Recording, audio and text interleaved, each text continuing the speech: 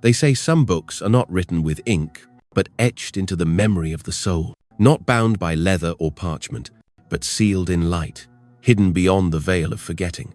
You did not stumble upon this message by accident. You were led, as you always are, by a thread of invisible gold, woven through every moment of wonder, every ache of longing, every time you've looked up at the stars and asked, why this life? Why me? Why now?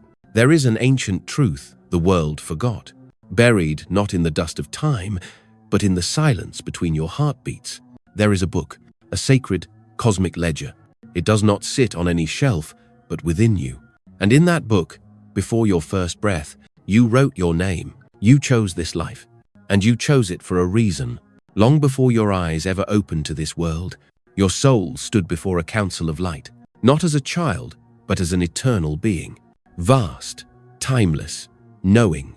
You looked across the arc of many lifetimes, triumphs, betrayals, brokenness, awakening, and said with sacred certainty, yes, I will go again. Let me descend. Let me remember. For life, dear soul, is not random. It is part of a vast, mysterious spiral, known in many sacred traditions as the Wheel of Life.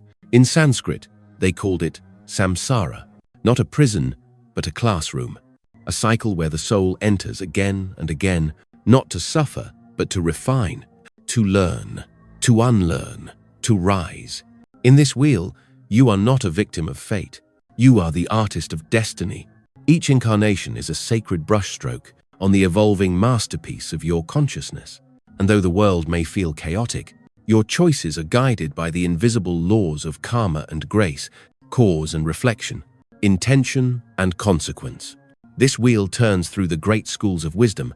In Hinduism, it is the field where dharma is lived, karma is balanced, and moksha liberation is earned. In Buddhism, it is the cycle to transcend, where desire is quieted and the flame of nirvana is kindled. The Hermetics saw it as a spiral of return, the soul descending into form to master its density, then rising again toward the One. The Gnostics knew. They whispered of the soul's fall into matter, a divine spark clothed in flesh, forgetting so it could remember more deeply, descending so it could rise with wings it never knew it had. This journey, through body after body, life after life, is not linear. It spirals like DNA. It loops like time in the dream world. It returns again and again to familiar lessons until they are no longer lessons, but light. You've done this before, and you will do it again until you don't have to, until the wheel no longer binds you, because you have remembered what you are. And still, you might wonder, if I chose this life, why would I choose pain? Why would I choose trauma, heartbreak, loss? Beloved soul, you chose not the wound, but the wisdom hidden inside it. You chose not the suffering, but the strength that could only be forged by walking through fire. Just as gold must be refined, and seeds must crack to bloom, your spirit chose the contrast, so that when the light returned, you would not just see it, you would become it. You chose your family. You chose the body you now inhabit. You chose the time of your birth, the culture, the language, even the challenges that would shape your awakening. Not as punishment, but as preparation. This is not a life to escape from. It is a life to awaken through. And you are not alone. You made agreements, spiritual contracts. You will meet those souls again. Some to love, some to trigger, some to teach, some to break you open, so that the light could get in. But all of it, every moment, every tear, every breath, was inked in the book of your soul, in the language of stars and silence. You are here now, listening to this message, because something ancient within you is stirring, not learning something new, but remembering what you've always known. And if you close your eyes tonight, you may hear it, the sound of pages turning. Before the womb, before the heartbeat, before your name was ever spoken aloud by human lips, you stood not in darkness, but in the halls of remembrance, a place beyond time, beyond gravity, where light doesn't shine sings, where every soul exists in its full brilliance, naked with knowing, clothed only in truth. This is where your story begins, not in the cries of your first breath, but in the silence of your last death, when the curtain closed and the audience vanished, and your spirit stood in the stillness of what comes next. There, in that shimmering space between lives, you were met, not by judgment, but by guidance. You were never alone. The council was already waiting. Elders of light, guides who have walked with you across centuries and galaxies. Some were familiar, those whose love for you spawned lifetimes. Some were new, appearing only for this moment, to help prepare the next one. They didn't tell you what to do. They asked, what have you learned? What remains unfinished? What wounds are still open in the field of your being? Where does your light still flicker with hesitation, and where does it burn so bright it could guide others home? And you were honest. You looked back, not with regret, but with reverence. You saw your past lives unfold like chapters, the masks you wore, the names you carried, the tears, the triumphs, the betrayals, the breakthroughs. You felt everything, not as memory, but as presence. When you caused pain, you felt it. When you brought joy, you became it. When you ignored your calling, you saw the ripples. And when you chose love over fear, you felt the entire cosmos breathe with you. This was not punishment. This was integration. And then, like a divine architect, you began to build. You traced the patterns you needed to break, the lessons still waiting to be embodied, the karma not yet balanced, the wisdom ready to be earned, not by reading, but by living.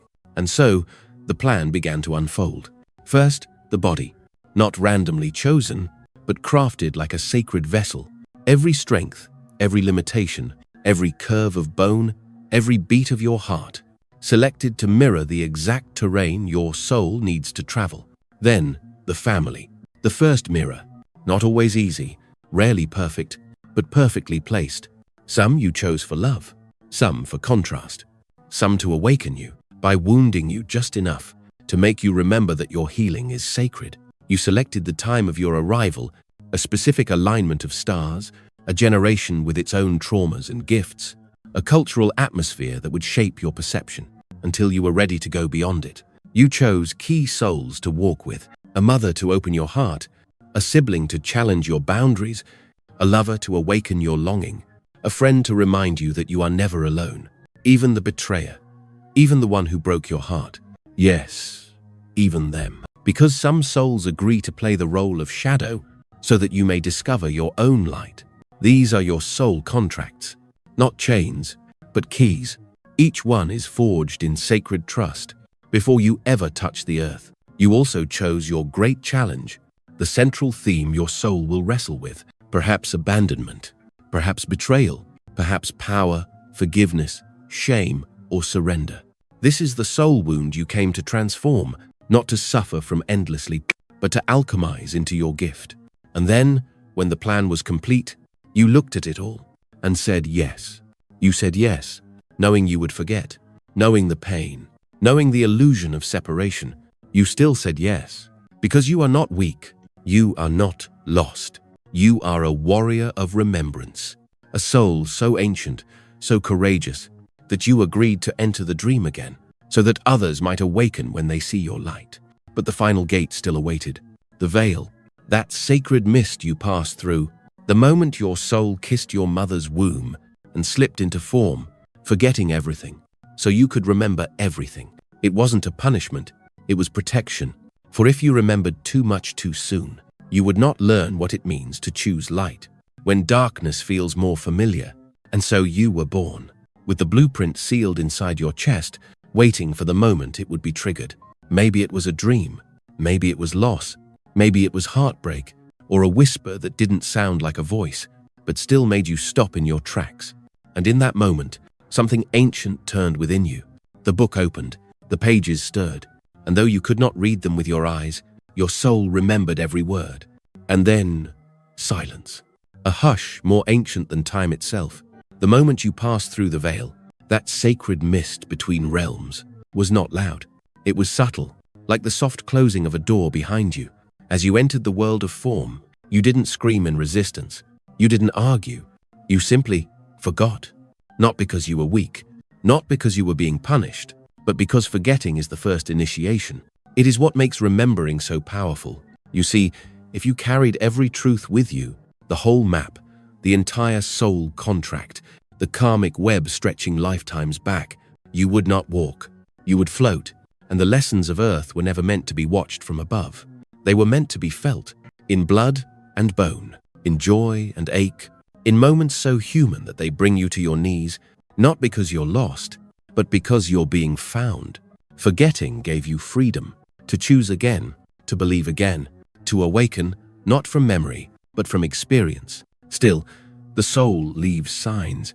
Like a parent hiding clues in a scavenger hunt, your higher self scattered breadcrumbs across the timeline, so that when the moment came, you'd know, this life is not all there is.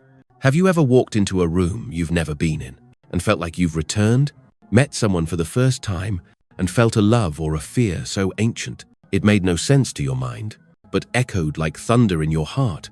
That is remembrance. That is the soul whispering, "Here, pay attention. You've been here before." And the dreams, oh, the dreams, not all are just echoes of your day. Some are windows. Some are messages sent through the veil, when your mind is quiet enough to listen. A forgotten temple, a language you don't speak in waking life, yet your soul knows. The feeling of flying, of falling, of returning to a place that never had a name, but always felt like home. This is the sacred architecture of memory, not remembered in words, but in resonance. Synchronicities are the language of the divine, not coincidences, but constellations, perfectly placed, to remind you that the script is alive, and you are not just the actor, you are the writer, the director, the soul behind the stage.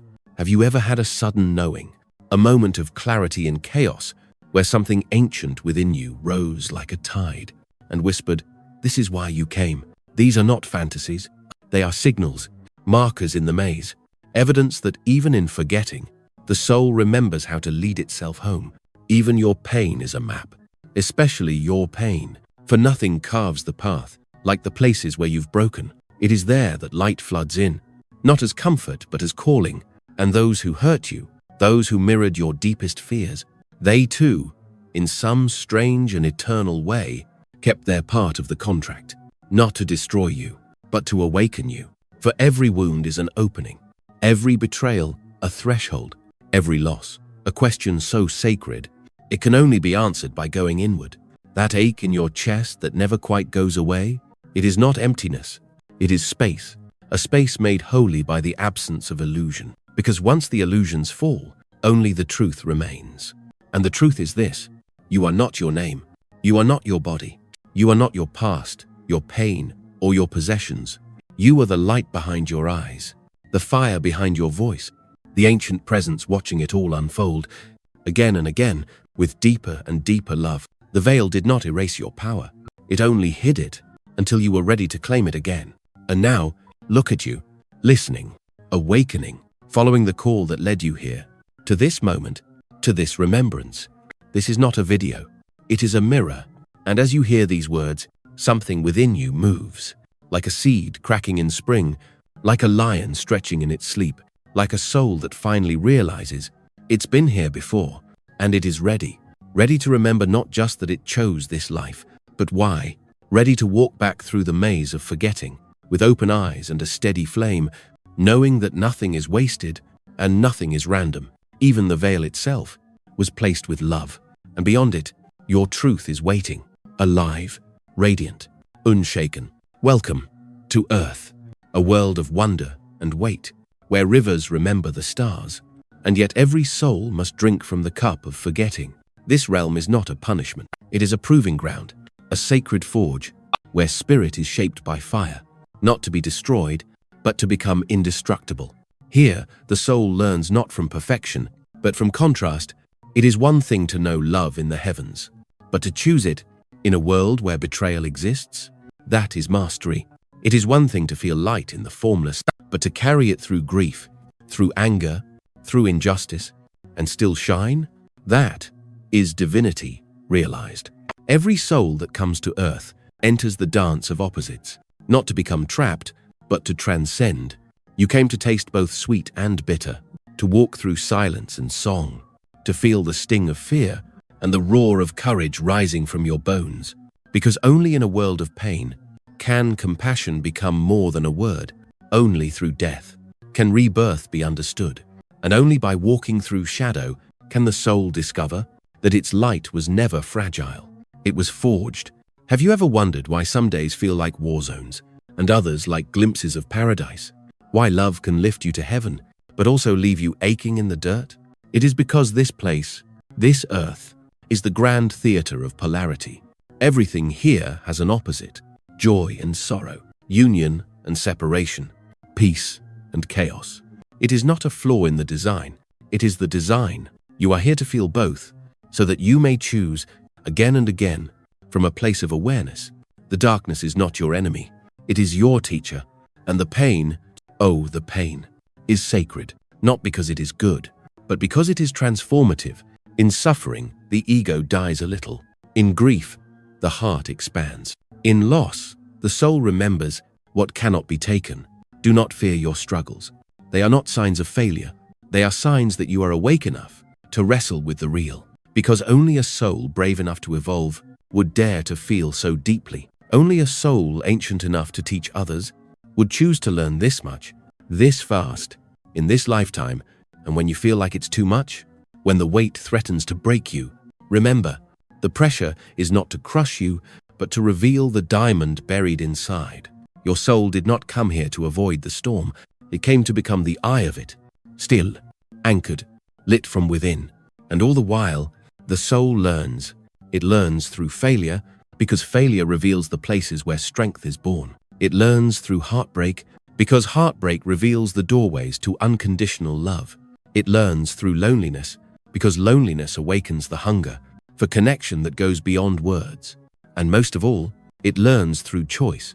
Every moment you choose compassion instead of control, truth instead of comfort, presence instead of escape, you shift lifetimes. You end cycles. You rewrite karma, not just for yourself, but for all the souls connected to you. Because Earth is not just a school, it is a stage. And every soul you meet here is playing a part in your transformation. Some will trigger you, some will hold you, some will walk with you until the very end. Others will leave mid-scene, not because the connection wasn't real, but because the lesson was complete. And in all of it, you are being refined. You are being sculpted by the invisible hands of your own higher will. So when you cry, when you rage, when you laugh so hard it feels like your body might break, know that none of it is wasted. Your emotions are the compass of the soul. They are not to be feared. They are to be felt so they can guide you back to yourself. Because in truth, there is no light without shadow, no joy without contrast, no wisdom without experience. And the soul that walks through the valley of suffering and still chooses to rise, to love, to create, to forgive, that soul becomes a beacon, a light in the dark, a map for others still wandering, a flame that says, yes, it is hard, but it is holy. You didn't come here to be perfect. You came to remember your power not in ease, but in adversity, to remember your purpose not in clarity, but in confusion, to remember your divinity, not by escaping your humanity, but by embracing it completely. This world is your crucible, and every scar, every story, every silent night you thought no one saw was seen. It is written, not in shame, but in light, because every time you rise, you write another line in the ancient book, the one only you can read, the one only you can write. And even now, it is unfolding. With every breath, with every choice, the soul becomes the author of its own ascension. In the beginning, you did not know your name, not the one you carry now, not the others you've worn like costumes in lifetimes past. You were not yet the one who seeks, you were the one who survives. When the soul first enters the realm of matter, it comes wide-eyed and raw, not yet tempered by the fire of remembrance. It is clothed in instinct, driven by sensation, tethered tightly to the physical world. And this is by design. For how can you master what you have not yet felt? How can you rise above shadow if you've never walked through it? And so, in your early incarnations, you came to touch the earth in its heaviest form, to eat, to fight, to cling, to defend, to taste the primal edge of life in a body where spirit slept beneath the skin. You sought shelter more than wisdom, dominance more than compassion, pleasure more than purpose. It wasn't wrong. It was the first step. The soul learns through living. And in those first lives, you were a student of sensation. You loved with hunger. You hated with fire. You chose ego, again and again, because you had not yet met the part of you that could choose anything else. But even then, the light flickered. A question would arise like a whisper through the trees. Is there more? A kindness would crack through rage. A sacrifice would stir something ancient. And in those moments small and sacred, you began to evolve. The soul, even in its rawest form, remembers its source. Like an ember beneath the ash, it glows, waiting for breath, waiting for time. And Taimo, soul, you have had so much time. You have lived lives as rulers and rebels, as outcasts and kings. You have spoken lies and lived by truth.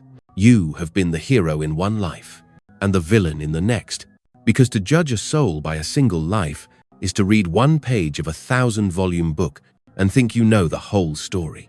You had to taste it all, to know the grip of envy, the sting of pride, the coldness of greed, so that, one day, you would see those shadows in yourself and choose to walk a different path.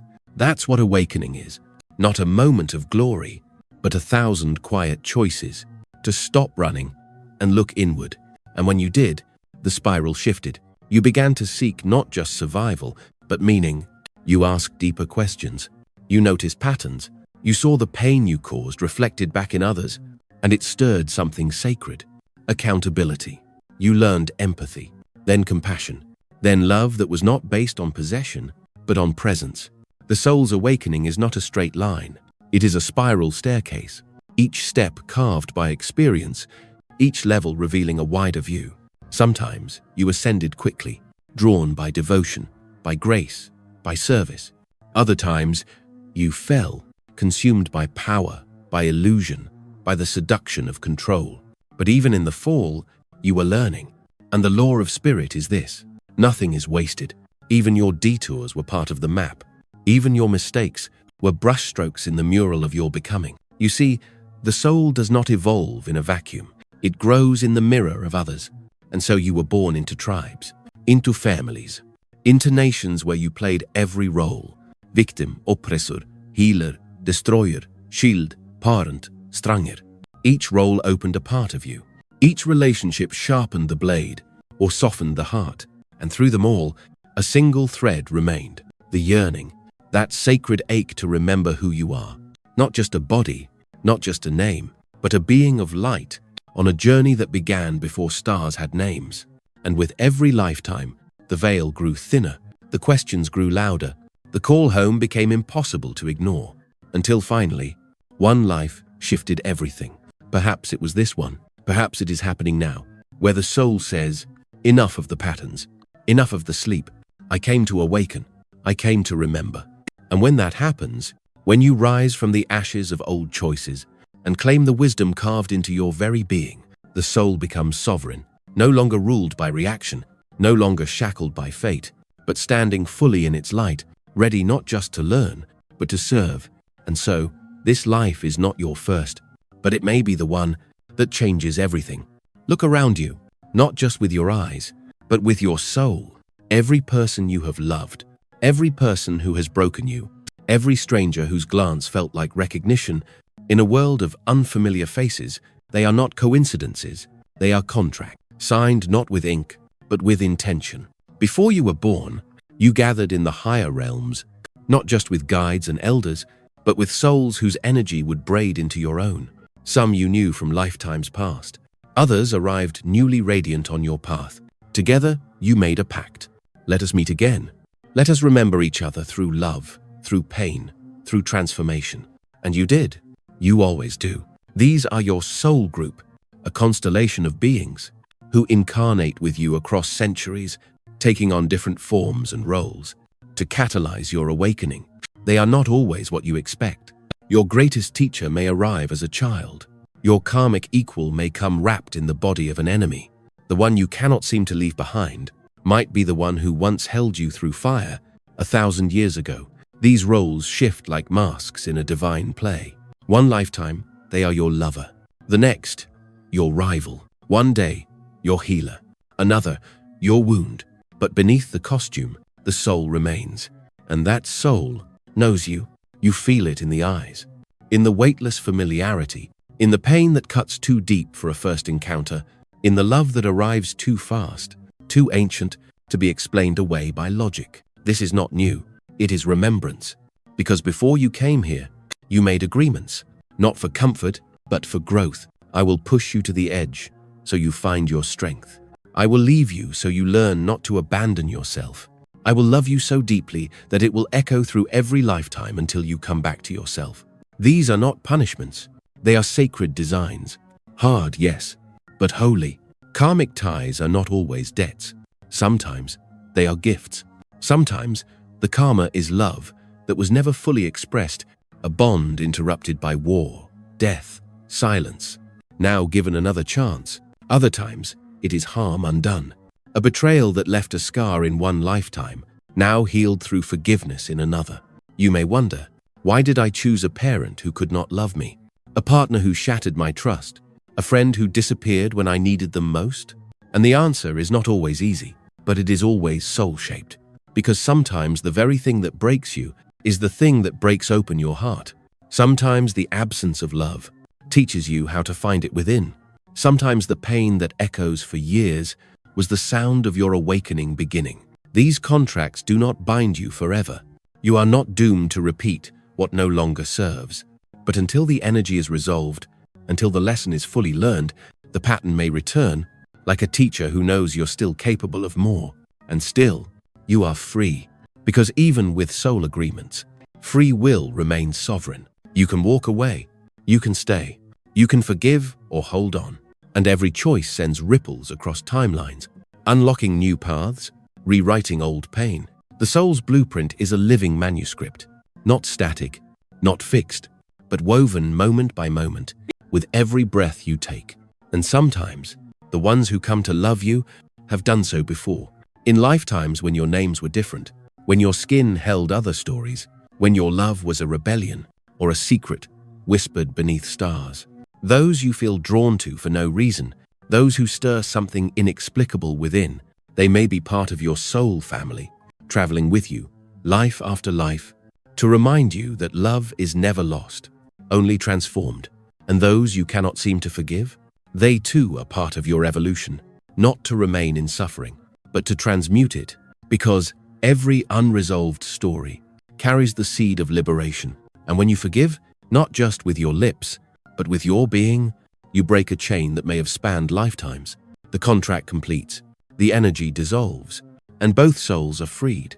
You did not come here alone, and you will not leave alone.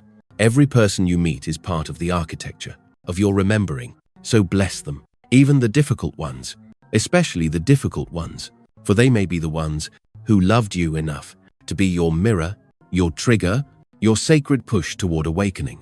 And when your time here ends, when the curtain falls and your soul returns to light, you will remember them again, not with resentment, not with grief, but with awe.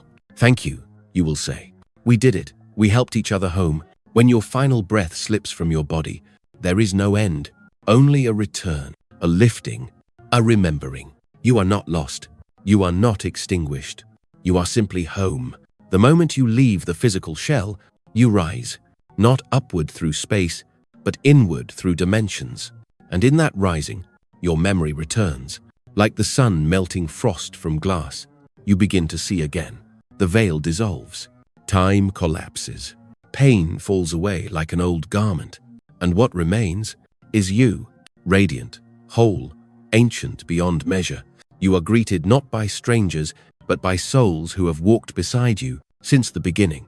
Some you knew in this life, a grandmother's laughter, a lover's silent gaze. Others come from lifetimes so distant, they feel like dreams wrapped in light. But all of them know you, because you are known in the realm beyond forgetting. This is the interlife, the luminous space between worlds, where souls go to breathe, to review, to rest. And in this realm, there is no punishment, no wrathful judge, no eternal sentence. There is only reflection. You do not watch your life as a movie. You feel it, moment by moment, as both yourself and the ones you touched. You become the tears you caused. You become the joy you gave. You witness not only what you did, but who you became through it. You see the ripples, the consequences, the love withheld and the love offered, not with shame, but with clarity. This is the life review, not to condemn, but to illuminate. It is here you begin to understand the why behind the what. Here, the puzzle pieces fit together. Here, you see that even your pain had purpose, and even your mistakes carried seeds of light. After this review, the soul enters a space of healing. Earth is beautiful, but it is heavy. To live in a body is to endure density, emotional weight, energetic exhaustion, the strain of separation from the source. So the soul rests, not in sleep, but in communion, in gardens that shimmer, in temples made of sound, in realms where thought becomes form and music holds the architecture of memory. Some souls are met by guides, elders, angels, star beings, or divine teachers, whose presence speaks without words. Others join learning circles where they absorb lessons from their recent life, share their experiences, and witness how their story fit into a tapestry far greater than they ever imagined. The more evolved the soul, the more expansive this realm becomes. You may explore other dimensions. You may visit souls preparing for their own incarnations. You may even choose to assist others as they navigate their earthly lessons. And yet, even here, in the brilliance of full awareness, there is a longing, because evolution never ends. Growth is the pulse of the soul. Even in the light, you feel the pull of experience. The next lesson, the next incarnation, the next chance to awaken even more fully. But you do not rush. You wait until the timing is sacred, until the constellation aligns, until the path is clear. And then the question returns, what now must I learn? Sometimes you return quickly. Other times you stay for centuries in Earth time, watching generations rise and fall, sending subtle guidance to those you love. And when you are ready, the planning begins again. A new life, a new body, a new story.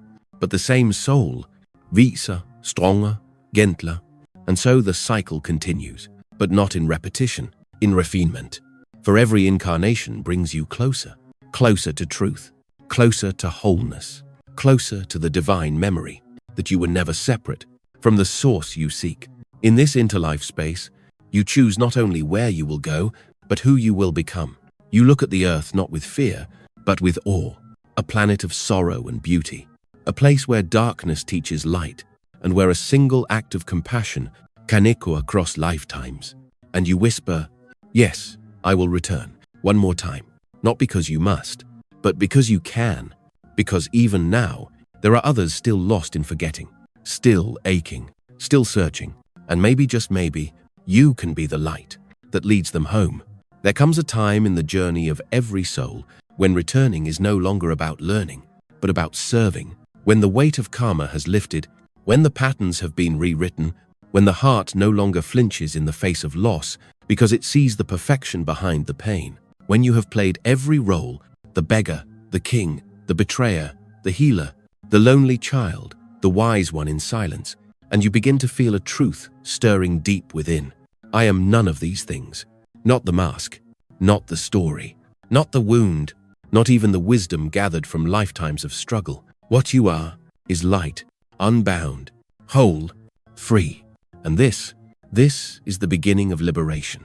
In the East, they call it moksha, freedom from the cycle of birth and death. In Buddhism, it is nirvana, the extinguishing of craving, the cessation of illusion.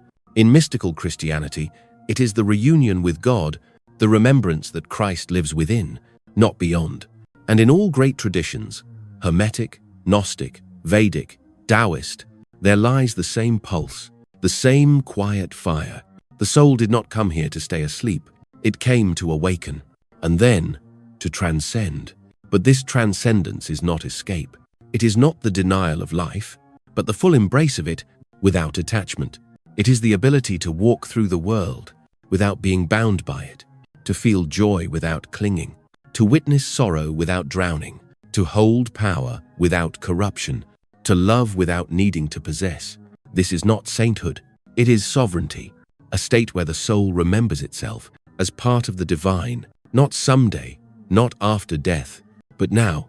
You become the sky that watches the storm, not the cloud that fears the lightning. You become the still flame, in the center of chaos, not the wind that chases every fear.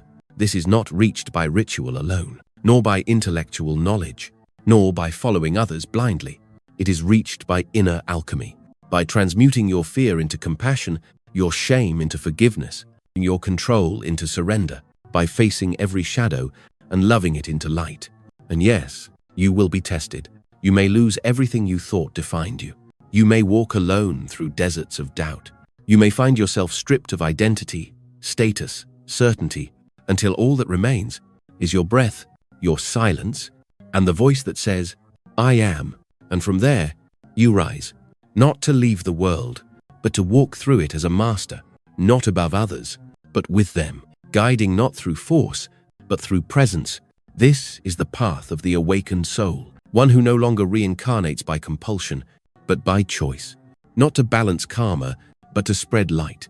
TZ beings exist. They are among us, not always in temples, not always in robes. Sometimes they are the quiet ones, the unseen ones, the ones whose very presence softens the air around you. And if you are listening to this, if something inside you is trembling, or weeping, or rising like fire from your spine, it is because you are nearing that threshold too. You have suffered not in vain. You have questioned for a reason.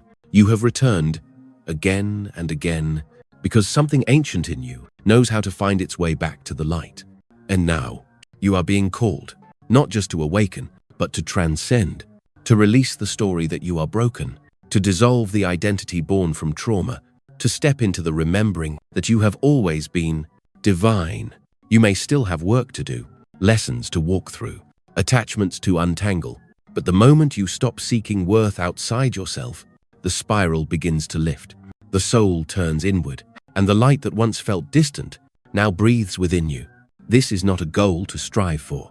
It is a homecoming, a quiet recognition that beneath the layers of memory and matter, beneath the lifetimes of striving and stumbling, you have always been exactly what you're seeking. You are the key. You are the flame.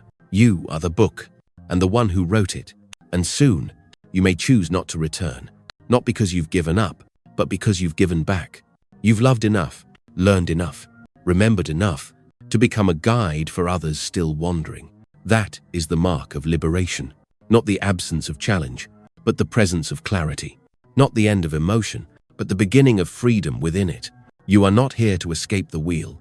You are here to rise above it, to bless it, to walk it one last time with grace. And when the time comes, to step off the path and return to the source that has always waited, just behind the veil, not with sadness, but with reverence, because you walked it all. And now, you remember, there are some who no longer need to return.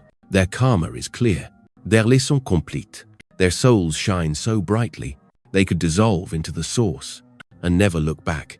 And yet, they do. They return, not for gain, not for glory, but for you. These are the ascended ones, the sacred few, who walked the same path you now tread, who bled, wept, lost, loved, and remembered, until nothing remained but truth.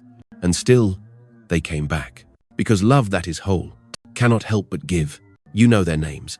They echo through scripture and story, carried across time like whispers through temple walls. Buddha who sat beneath the Bodhi tree, until illusion cracked and the silence of nirvana sang through him. Jesus who broke bread with the forgotten and turned crucifixion into resurrection. Krishna who danced through cosmic war with the joy of the eternal self. But there are others, names never written in holy books, beings who never sought followers, but lit the path with every breath. Monks in hidden caves, midwives who delivered more than bodies, they delivered light.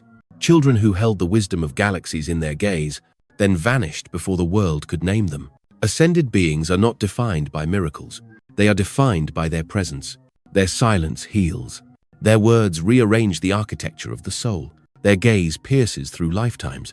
And whether they wear robes or rags, whether they speak in temples or on street corners, they carry one frequency: remembrance. They are not here to be worshipped.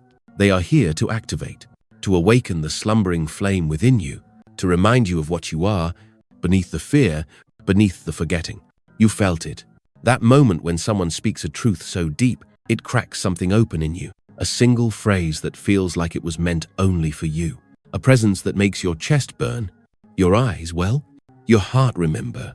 I know this. I've always known this. That's what a master does. They don't teach you what to believe. They show you what's already inside. Because the truth is, every master was once where you are, questioning, searching, wounded by the illusion of separation. And every master is still within you, waiting to be claimed. For the goal was never to follow blindly. The goal was to become, to embody the teachings, not recite them, to walk with the wisdom, not worship it from a distance. The most sacred truth is this: you are the continuation. The same light that lived in the great ones now stirs in your bones. You are not their follower.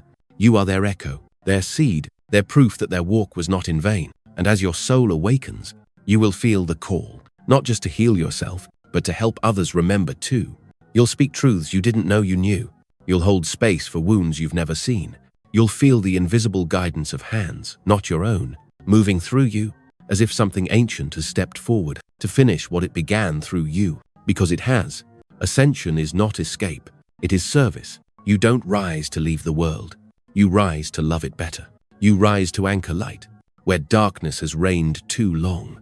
This is what the masters knew, that to be awakened is not to be separate, but to be responsible, not burdened, but willing to be the candle in someone's night, willing to walk slower so someone else can keep pace, willing to return even when you no longer need to. And one day, you may find yourself there, at that same edge, calmer, clear, cycle complete, the light calling you home, and you'll feel the ache in your heart, not to leave, but to serve one more time, because you'll know there are still souls waking up, there are still flames waiting to be lit, and if you can carry even one spark, then your return is holy.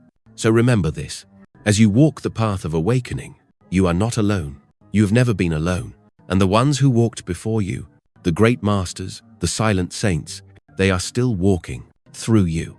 And now, dear soul, here you are, listening, breathing, still, not by accident, not by chance, but by design. You've walked through lifetimes to reach this moment. You've crossed deserts of doubt, storms of forgetting, forests of shadow, just to arrive here, where the veil begins to lift. This message was not made for the masses. It was encoded for you, a key hidden in plain sight, a whisper stitched into time, a fire kept alive through ages, so that when you heard these words, something ancient within you would stir. And now, it does. Feel that? The flutter in your chest, the heat behind your eyes, the quiet ache in your bones that says, yes, yes, I know this. Because this is not new knowledge, it is soul memory. You chose this life. Every breath, every heartbreak, every synchronicity that made you pause mid-step and wonder if someone was guiding you. They were. You were. You left yourself clues, signs, symbols, people, pain, not to punish, but to awaken. You chose your body, its gifts, its limits, its textures and challenges, because it would become the perfect vessel for the exact work your soul came to do. You chose your family, not always for love, but for contrast, to remember what love is by seeing what it is not. You chose your wounds, not to carry them forever, but to break them open and extract the light. You chose this era, this generation, this moment in history, because the earth is shifting and the souls being born now are not ordinary. They are architects of a new timeline. They are carriers of memory. And you are one of them. You are a bridge between what was and what can be. You didn't come here to fit in. You came here to recalibrate the frequency, to speak truths that rattle old paradigms, to hold love so deep it melts the armor off strangers, to see into the soul of a broken world and say, still, we rise. And yes, it is hard, because the more awakened you are, the more you feel. The noise is louder. The grief cuts deeper. The separation seems unbearable. But hear me now. That sensitivity is not your weakness. It is your compass. It is how the soul sees in a world gone blind. You are not here to numb it. You are here to transmute it. You are not here to escape. You are here to embody, to anchor heaven in flesh, to remember the stars while standing on the dirt, to be the living proof that light can walk among shadows and not forget itself. So when the nights grow long, when your path feels unclear, when doubt wraps around your throat like a fog, come back to this. You chose this. not to suffer, but to awaken, and not just for yourself, for them, for the ones still sleeping, still searching, still hurting without knowing why. You are their mirror, their signal, their reminder that there is more, that the soul is real, that purpose is real, that love deep, enduring, unconditional love is not just a concept, but the code we were written in. So take this knowing and carry it in your chest like a flame. Let it guide your words. Let it shape your choices. Let it soften your gaze toward every soul you meet, because they too are walking home. And maybe your light is the one that helps them find the door. This is not the end. It is a beginning, not of a new identity, but of your return to the self that was never lost. The self that remembers the plan, the blueprint, the book written in light before you ever took your first breath. And now, the pages turn once more, and you, beloved, begin to live what your soul wrote long ago. Go forward, not as someone searching, but as someone who has remembered. You are the light. You are the guide. You are the living page of the ancient book that reveals how your soul chose this life. And now, you choose it again, with power, with presence, with love. Welcome home. If this message resonated with your soul, share your thoughts, your memories, your awakenings in the comments below. What are you remembering? What signs have followed you all your life?